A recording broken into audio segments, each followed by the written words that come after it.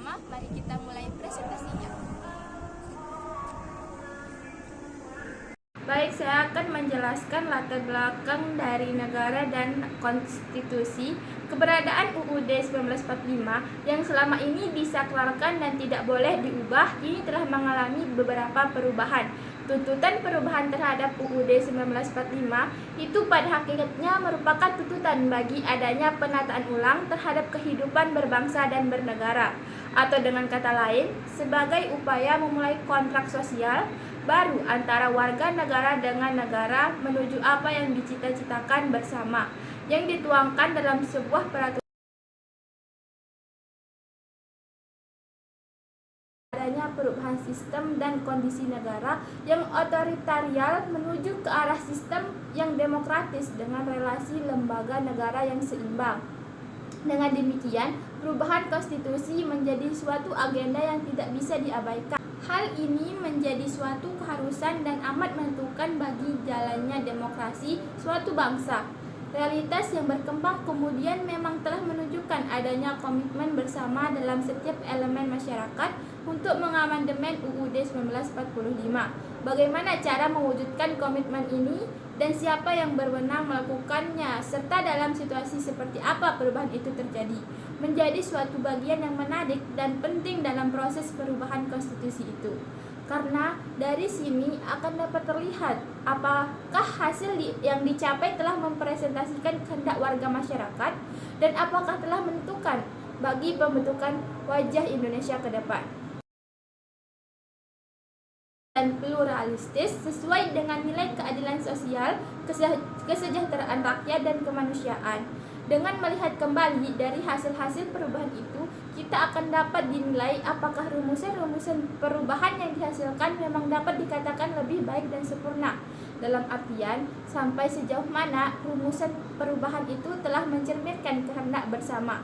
Perubahan yang menjadi kerangka dasar dan sangat berarti bagi perubahan-perubahan selanjutnya. Sebab dapat dikatakan konstitusi menjadi monumen sukses atas keberhasilan sebuah perubahan. Dari latar belakang tadi, ada 5 pokok pembahasan. Yang pertama, apa yang dimaksud dengan negara dan konstitusi. Yang kedua, bagaimana hubungan antara negara dan konstitusi.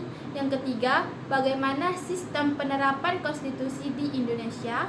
Yang keempat, apa yang dimaksud dengan amandemen. Yang kelima, bagaimana proses terjadinya amandemen UUD 1945. Baik, yang pertama adalah pengertian negara dan konstitusi. Negara adalah suatu organisasi di mana sekelompok atau beberapa kelompok manusia yang secara bersama-sama mendiami suatu wilayah atau teritorial tertentu dengan mengakui adanya suatu pemerintahan yang mengurus tata tertib dan keselamatan kelompok tersebut di wilayahnya. Secara umum, negara dapat diartikan sebagai suatu organisasi utama yang ada di dalam suatu wilayah karena memiliki pemerintahan yang berwenang dan mampu untuk turut campur dalam banyak hal dalam bidang organisasi lainnya. Elemen yang berperan dalam pembentukan suatu negara yaitu yang pertama, masyarakat atau rakyat sebagai individu yang mendiami dan berstatus sebagai warga di suatu negara. Yang kedua, wilayah atau teritorial sebagai tempat atau wilayah negara berdiri. Yang ketiga, bentuk pemerintahan sebagai penguasa dan pihak yang memegang kekuasaan atau tanggung jawab berlangsungnya hidup warga negara. Yang keempat, pengakuan dari negara lain sebagai bukti bahwa negara yang terbentuk dan berdiri secara resmi dan legal. Menurut Mufti Fajar, sebagai negara hukum, Indonesia mempunyai ciri-ciri sebagai negara hukum karena adanya asas, seperti asas pengakuan dan perlindungan hak asasi manusia, asas kedaulatan rakyat, asas legalitas, asas demokrasi, asas pembagian kekuasaan, asas konstitusional, asas peradilan yang bebas dan tidak memihak. Baik, selanjutnya adalah pengertian dari konstitusi. Konstitusi adalah sejumlah aturan-aturan dasar dan ketentuan-ketentuan hukum yang dibentuk untuk mengatur fungsi dan struktur lembaga pemerintahan termasuk dasar hubungan kerjasama antara negara dan masyarakat, yaitu rakyat, dalam bentuk konteks kehidupan berbangsa dan bernegara, Kata konstitusi berarti pembentukan, yang berasal dari bahasa Perancis yaitu constituer. Belanda menggunakan istilah grondwet yang berarti suatu undang-undang yang menjadi dasar atau grond dari segala hukum bentuk organisasi yang pada umumnya berbentuk naskah yang sering disebut dengan konstitusi atau undang-undang dasar. Dahulu, konstitusi digunakan sebagai penunjuk hukum yang penting dikeluarkan oleh kaisar atau raja yang digunakan secara luas dalam bentuk hukum konon untuk menandakan keputusan substitusi tertentu. Konstitusi umumnya bersifat kodifaksi, yaitu sebuah dokumen yang berisi aturan-aturan untuk menjalankan suatu organisasi pemerintahan negara. Keseluruhan amandemen Undang-Undang Dasar 1945 pada dasarnya meliputi yang pertama, ketentuan mengenai hak asasi manusia, hak dan kewajiban warga negara, serta mekanisme hubungannya dengan negara dan prosedur untuk mempertahankannya apabila hak-hak itu dilanggar. Yang kedua, prinsip-prinsip dasar tentang demokrasi dan rule of law serta mekanisme perwujudan dan pelaksanaannya seperti melalui pemilihan umum dan lain-lain. Selanjutnya adalah hubungan negara dan konstitusi. Negara dan konstitusi memiliki hubungan yang sangat erat, di mana konstitusi merupakan dasar negara. Dasar negara memuat norma-norma ideal yang penjabarannya dirumuskan dalam pasal-pasal yang terdapat pada UUD atau konstitusi yang merupakan suatu kesatuan utuh, di mana tercantum dalam pembukaan Undang-Undang Dasar 1945 dengan dasar negara Pancasila. Melaksanakan konstitusi pada dasarnya juga melaksanakan dasar negara. Masing-masing kekuasaan itu diurus oleh suatu badan atau lembaga tersendiri, yaitu yang pertama, kekuasaan membuat undang-undang yang dipegang oleh legislatif, yang kedua, kekuasaan melaksanakan undang-undang yang dipegang oleh eksekutif, yang ketiga, kekuasaan kehakiman yang dipegang oleh yudikatif, yang keempat, kekuasaan kepolisian, kelima, kekuasaan kejaksaan, enam, kekuasaan memeriksa keuangan negara. Sejarah lahirnya konstitusi di Indonesia. Latar belakang terbentuknya konstitusi Undang-Undang Dasar 1945 bermula dari janji Jepang untuk memberikan kemerdekaan bagi bangsa Indonesia di kemudian hari. Adapun isi dari perjanjian tersebut yaitu sejak dari dahulu sebelum pecahnya peperangan Asia Timur Raya, dari Nippon sudah mulai berusaha membebaskan bangsa Indonesia dari kekuasaan pemerintahan Hindia Belanda. Tentara dari Nippon serentak menggerakkan angkatan perangnya baik di darat, laut maupun udara untuk mengakhiri kekuasaan pemerintahan Belanda. Sejak saat itu, Dai Nippon Daikoku memandang bangsa Indonesia sebagai saudara muda, serta membimbing bangsa Indonesia dengan giat dan tulus ikhlas di semua bidang, sehingga diharapkan kelak Indonesia siap untuk berdiri sendiri sebagai bangsa Asia Timur Raya. Itu Dai Nippon Daikoku memandang bangsa Indonesia sebagai saudara muda, serta membimbing bangsa Indonesia dengan giat dan tulus ikhlas di semua bidang, sehingga diharapkan kelak Indonesia siap untuk berdiri sendiri sebagai bangsa Asia Timur Raya. Namun janji adalah janji, penjajahan tetaplah penjajahan yang selalu ingin lebih lama menindas dan menguras kekayaan bangsa Indonesia. Setelah Jepang dipukul mundur tentara sekutu, Jepang tak lagi ingat akan janjinya setelah menyerang tanpa syarat kepada sekutu. Rakyat Indonesia lebih bebas dan leluasa untuk disebut hingga saat kemerdekaan tiba. Baik, selanjutnya konstitusi sebagai hukum dasar tertulis atau UUD. UUD menurut sifat dan fungsinya adalah suatu naskah yang memaparkan kerangka dan tugas-tugas pokok dari badan-badan pemerintahan suatu negara dan menentukan pokok-pokok cara kerja badan tersebut sebagai pengatur mekanisme dan dasar dari sistem pemerintahan. Adapun sifat-sifatnya yaitu yang pertama, rumusannya merupakan suatu hukum positif yang mengikat pemerintahan sebagai penyelenggara negara maupun mengikat bagi warga negara. Yang selanjutnya, UUD 1945 bersifat supel dan singkat karena UUD 1945 memuat aturan-aturan pokok yang harus dikembangkan sesuai perkembangan zaman.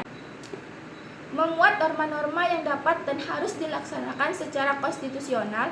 Yang selanjutnya, UUD 1945 dalam Tata Tertib Hukum Indonesia merupakan peraturan hukum positif tertinggi di samping sebagai alat kontrol norma yang lebih rendah dalam hierarki kitab hukum Indonesia. Merupakan peraturan hukum positif tertinggi di samping sebagai alat kontrol norma yang lebih rendah dalam hierarki tertib hukum Indonesia.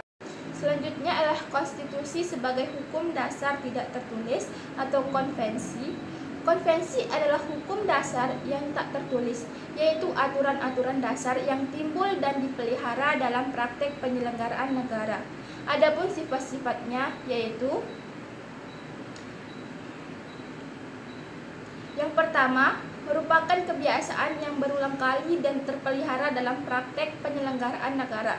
Yang kedua, tak bertentangan dengan UUD dan berjalan sejajar. Yang ketiga, diterima oleh seluruh rakyat Indonesia. Yang keempat, bersifat sebagai pelengkap sehingga memungkinkan bahwa konvensi bias menjadi aturan dasar yang tidak tercantum dalam UUD 1945.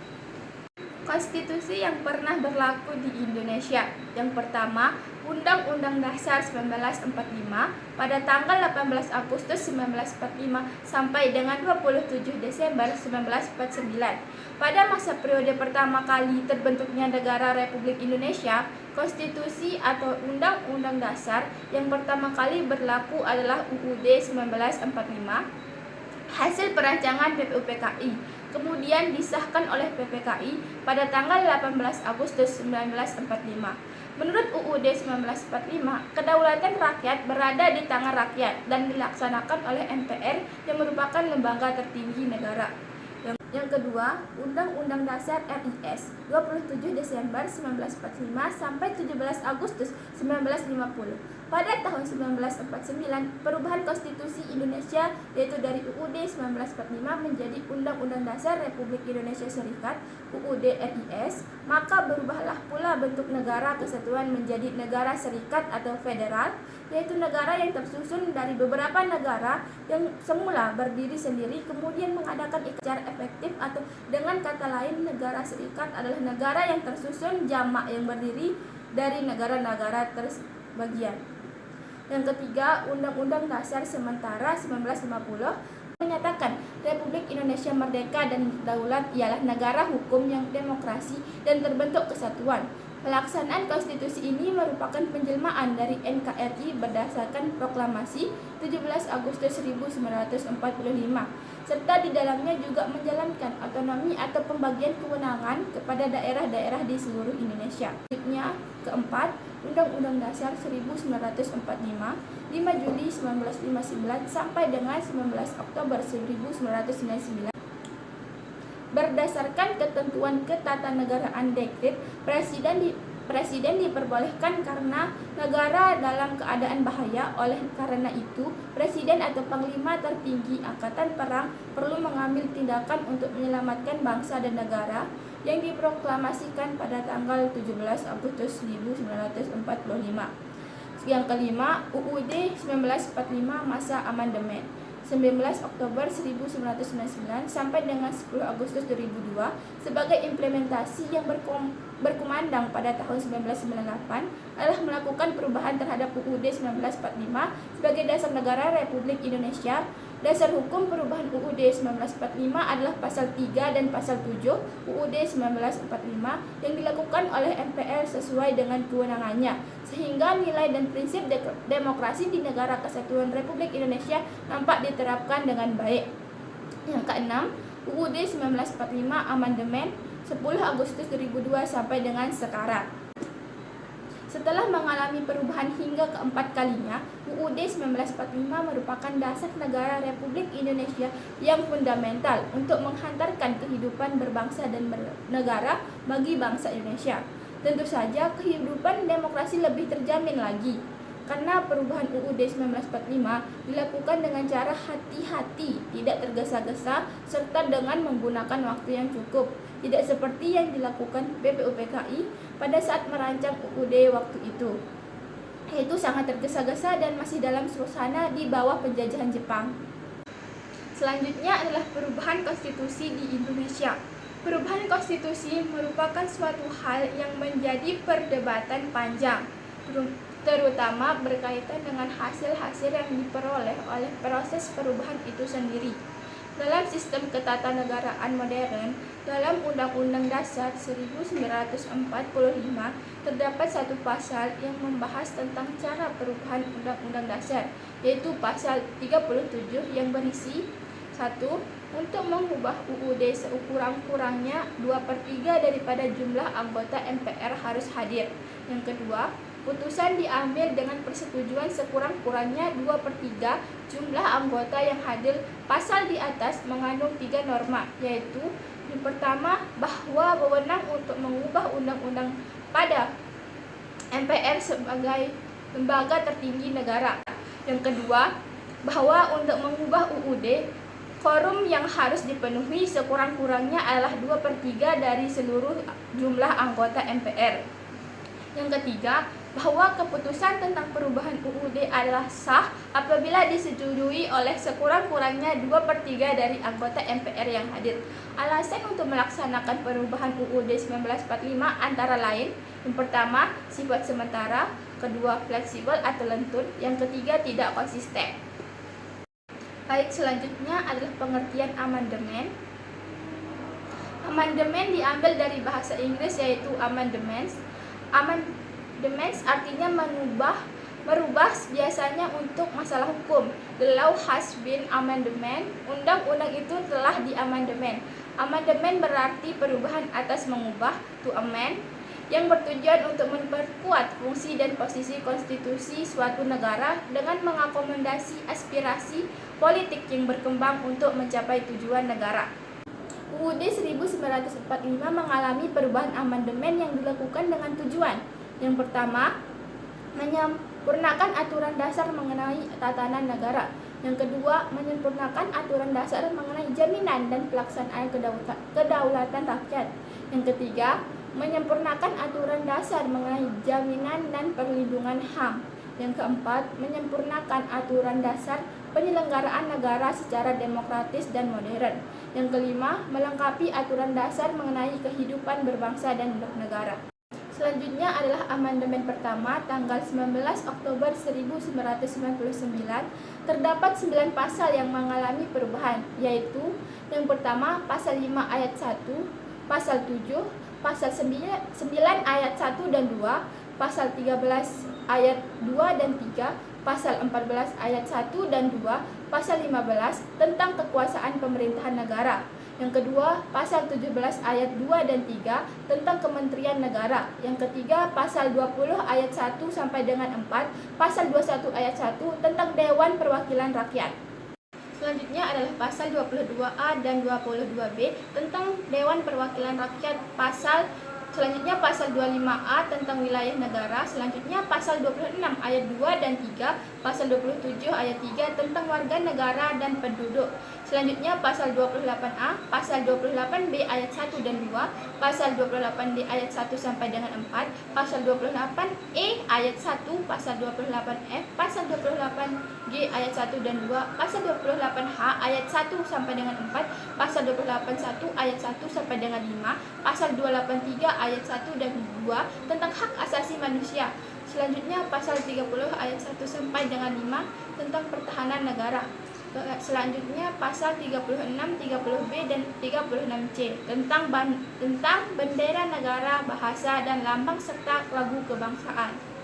Selanjutnya adalah amandemen ketiga. Terdapat 19 pasal yang diubah, yaitu yang pertama pasal 1 ayat 2 dan 3 tentang bentuk dan kedaulatan. Yang kedua pasal 3 ayat 1 sampai dengan 3 tentang Majelis Permusyawaratan Rakyat. Yang ketiga pasal 6 ayat 1 sampai dengan 3, pasal 6 ayat 1 sampai dengan 3, pasal 6A ayat 1, 2, 3 dan 5, pasal 7A, pasal 7B ayat 1 sampai dengan 7, pasal 7C, pasal 8 ayat 1 sampai dengan 3, pasal 11 ayat 2 dan 3 tentang kekuasaan pemerintahan nasional. Selanjutnya pasal 17 ayat 4 tentang Kementerian Negara. Selanjutnya pasal 22C ayat 1 sampai dengan 4, pasal 20D ayat 1 sampai dengan 4 tentang Dewan Perwakilan Daerah. Selanjutnya pasal 22E ayat 1 sampai dengan 3 tentang pemilihan umum, pasal 23 F ayat 1 dan 2, pasal 23G ayat 1 dan 2 tentang Badan Inspeksi Keuangan. Selanjutnya pasal 24 ayat 1 sampai dengan 2, pasal 24A ayat 1 sampai dengan 5, pasal 24B ayat 1 sampai dengan 4, pasal 27C ayat 1 sampai dengan 6 tentang kehakiman. Selanjutnya adalah amandemen keempat. Terdapat 17 pasal yang mengalami perubahan, yaitu yang pertama pasal 2 ayat 1 tentang Majelis Permusyawaratan Rakyat. Yang kedua, pasal 6A ayat 4, pasal 8 ayat 3, pasal 11 ayat 1, pasal 16 tentang kekuasaan pemerintahan negara. Selanjutnya, pasal 23B dan 23D tentang hal keuangan. Selanjutnya, pasal 24 ayat 3 tentang kehakiman. Selanjutnya, pasal 31 ayat 1 sampai dengan 5, pasal 32 ayat 1 sampai dengan 2 tentang pendidikan dan kebudayaan. Selanjutnya pasal 33 ayat 4 dan 5, pasal 34 ayat 1 sampai dengan 4 tentang perekonomian nasional dan kesejahteraan sosial. Selanjutnya pasal 37 ayat 1 sampai dengan 5 tentang amandemen konstitusi. Yang selanjutnya adalah aturan peralihan pada pasal 1 sampai dengan 3. Selanjutnya aturan tambahan pasal 1 dan 2. Demikian presentasi dari saya. Semoga